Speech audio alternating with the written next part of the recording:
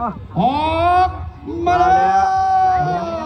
แล้วพี่น้องเป็นหอบชิงเหรียญทองแดงเป็นการพบกันระหว่างแขวงหลวงพระบางแขวงหลวงพระบางอยู่รอบน้ำที่2ก็คือรอบน้ำสีฟ้ามาพบกับไปพวกมาพบกับแขงบริคำใสอยู่รอบน้ำที่1ก็คือรอบน้ำสีแดงว่าใครจะได้เหรียญทองแดงเขาก็ติดตามตรงนั้นว่าหนึ่งในนั้นได้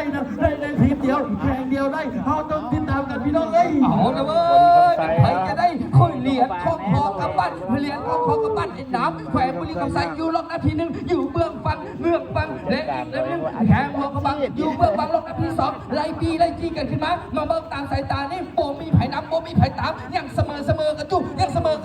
โอ้โหไผ่จะได้ที่3พี่น้องเอ้ยนี่แล้วก็ห้องมาเฮือนชิงเหรียญเพราะวันที่3ได้เหรียญชุดที่4บอลได้เหรียญตอนนี้คุกอีโซ่4บอลจะทีแต่ว่าตอนนี้บริคำใสแห้งเลยก่อนโดนที่แสงได้หรือไม่ได้เพราะว่าตอนนี้ในน้ำมองสีไม้ตำรวจจากแห่งบริคำใสสลามใสตอนนี้ที่แห้งจะแสงได้หรือบ่ส่วนอีกลำหนึ่งสีไม้ทหารจากดอนโมเมืองเชียงเงินในน้ำของบางบางบนเพียงจะยืนขึ้นมาประ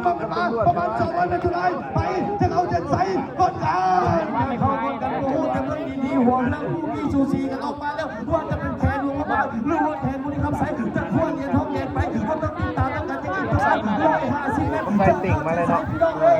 150 นัดก่อนเข้า